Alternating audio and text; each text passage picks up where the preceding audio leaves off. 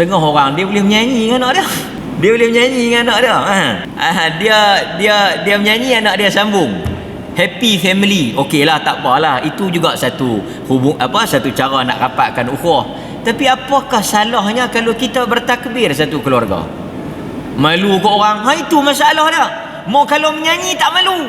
Nyanyi melalak tak malu, tapi mau takbir segan ke orang, malu ke orang. Lepas tu bila dia main masjid, dia tak takbir, dia duduk sengak tengok telefon.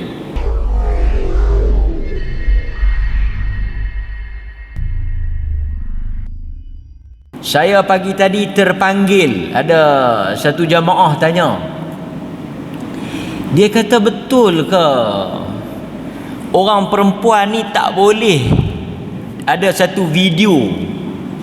Saya tak pastilah, saya pun tak tengok lagi video tu. Pasal sekarang ni banyak video nak kena tengok.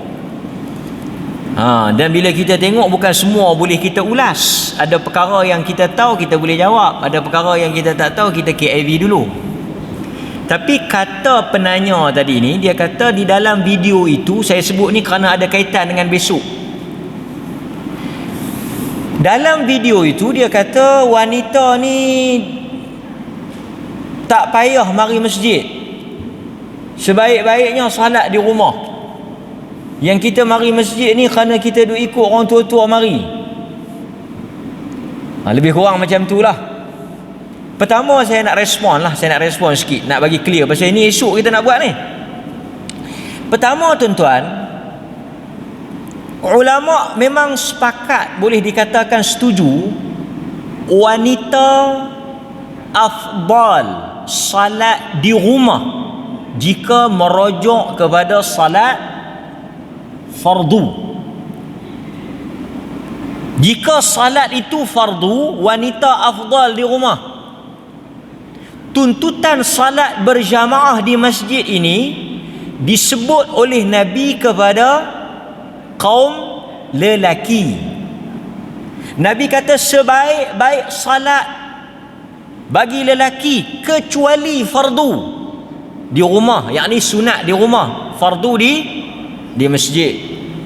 Di dalam Al-Quran banyak ayat kita jumpa warka'u ma'ar raki'in, rukuklah bersama orang-orang yang rukuk.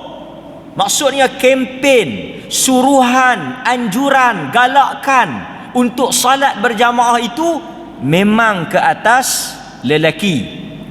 Wanita salat di rumah, yang ni kita semua jelas.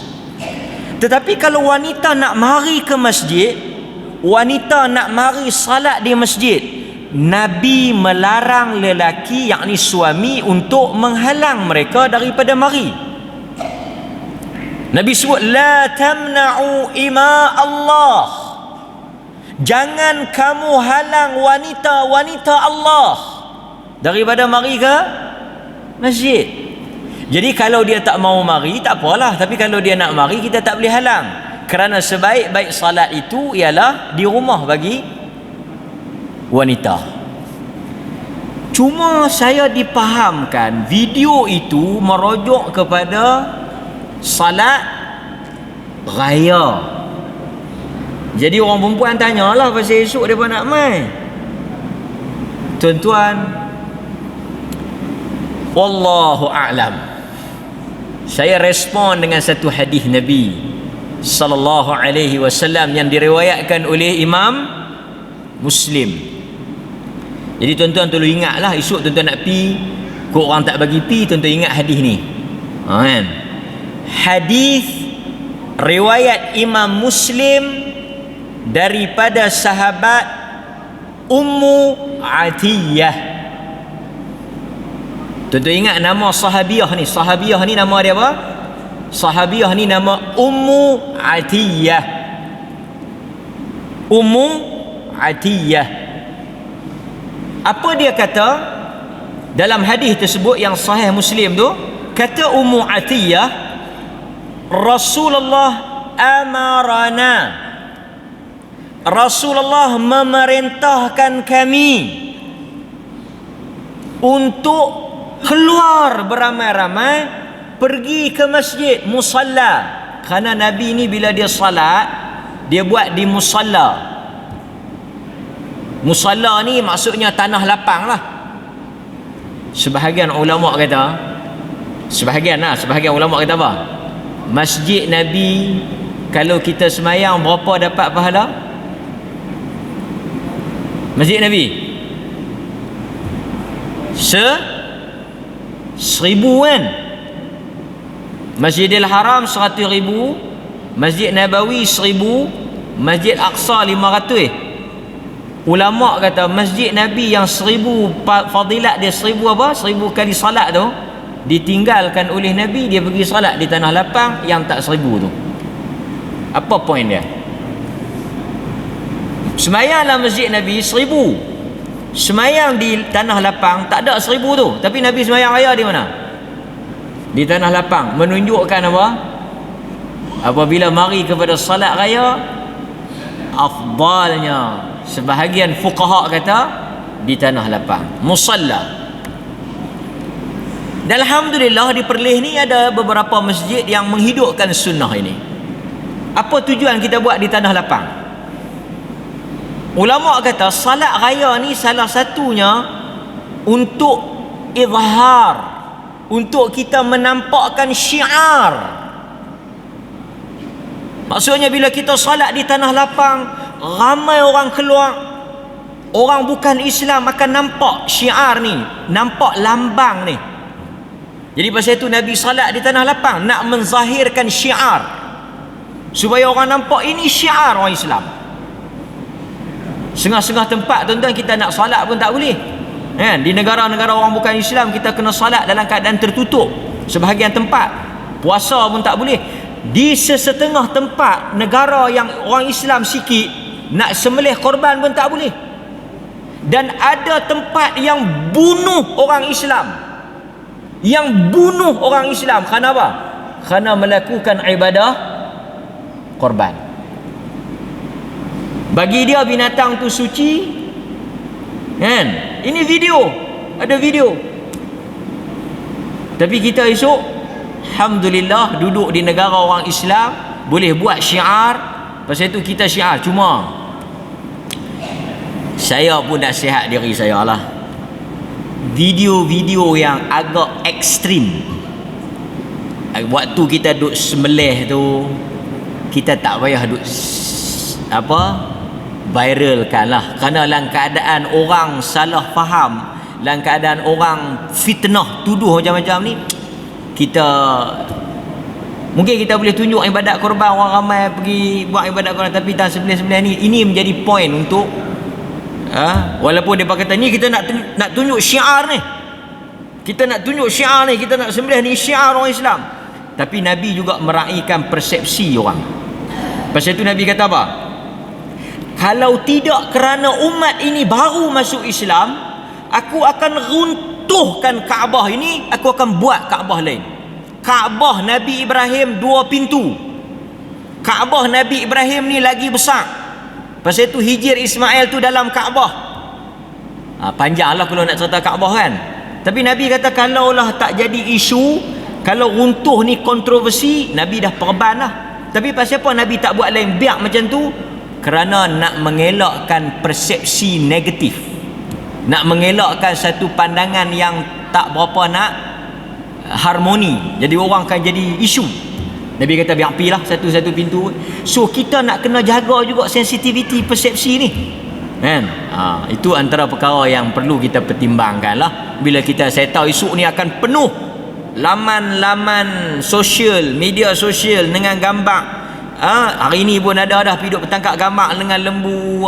Esok pun ada nak pergi tangkap gambar dengan lembu kan. Jadi kita orang Islam ni, kita cuba gambar-gambar yang kita tapih elok-elok sikit kan. Itu sedikit nasihat untuk saya lah. Baik, berikutnya saya sebut tadi hadis Ummu Atiyah tu kata apa tuan-tuan? Ini juga saya nak kempen pada kita semua esok. Oleh kerana esok kita dah boleh keluar ramai-ramai pergi salat, mailah kita bawa semua anak-anak kita, ahli keluarga kita. Sebab Ummu Atiyah kata Nabi suruh wanita-wanita yang apa dia? Awatiq. Nabi kata al-awatiq, wanita-wanita anak dara pingitan. Anak dara yang tak pernah keluar rumah tu. Anak dara dulu tak pernah keluar rumah. Anak dara lah tak pernah balik rumah.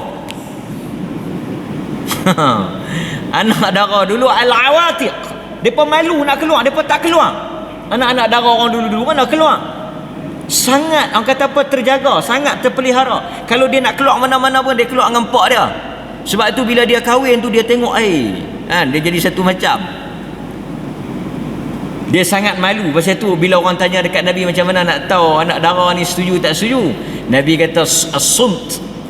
Nabi kata diam itu tanda dia setuju, kerana dia terlalu malu.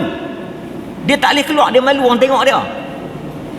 Jadi Nabi kata yang tu membawa al-huyam, al-huyam, wanita-wanita yang haid pun keluar. Cuma dia tak pergi salat lah. Hadis tu kata apa? Hadis tu kempen seluruh orang Islam, seluruh ahli keluarga, anak, ibu bapa, wanita, anak dara, anak lelaki, anak apa, semua kita bawa. Apatah lagi esok merupakan hari besar orang Islam. Gerak anak kita mangkit awal-awal, suruh mereka pakai pakaian yang cantik, mari awal ke masjid, takbir. Sambil kita keluar daripada rumah kita dalam kereta, Allahu Akbar, Allahu Akbar, Allahu Akbar. Setengah orang dia boleh menyanyi dengan anak dia. Dia boleh menyanyi dengan anak dia. Dia menyanyi, anak dia sambung. Happy family. Okeylah, tak apalah. Itu juga satu satu cara nak rapatkan ukhuwah. Tapi apakah salahnya kalau kita bertakbir satu keluarga? Malu ke orang? Itu masalah dia. Mau kalau menyanyi tak malu. Nyanyi melalak tak malu, tapi mau takbir segan ke orang, malu ke orang. Lepas tu bila dia main masjid dia tak takbir, dia duduk sengak tengok telefon. Asal hari kita banyak bertakbir. Allahu Akbar, Allah. Kalau di padang Arafah atau di haji, depa sebut labbaik Allahumma labbaik. Depa disunatkan memperbanyakkan talbiyah. Al-ajju was-sajj, kata Nabi. Tapi kita di Malaysia ni tuan-tuan jangan duk buat labbaik Allah lagi mai daripada rumah nak pergi masjid labbaik Allah. Takbir, Allahu Akbar, Allahu Akbar. Kita seronok. Hari raya ni bukanlah soal hari seronok semata-mata, tapi hari kita membesarkan Allah. Pasal itu kita tengok tadi, bila kita lepas sembahyang kita dengar takbir, ada feel tak? Ada rasa tak? Rasa lain. Rasa barulah rasa raya tu. Jadi raya orang beriman ni dengan takbir, dengan sembelih korban, dengan salat. Ni tak seronok lah kalau pagi raya tak main salat, lepas tu pergi beraya sana, pergi beraya sini. Tak ada sunnah. Itu antara apa yang saya nak sebut kepada tuan-tuan lah. Jadi pandangan yang kata orang perempuan tak payah main sembahyang ni tertolak dengan hadis Ummu Atiyah yang diriwayatkan oleh Imam Muslim yang kita baca tadi.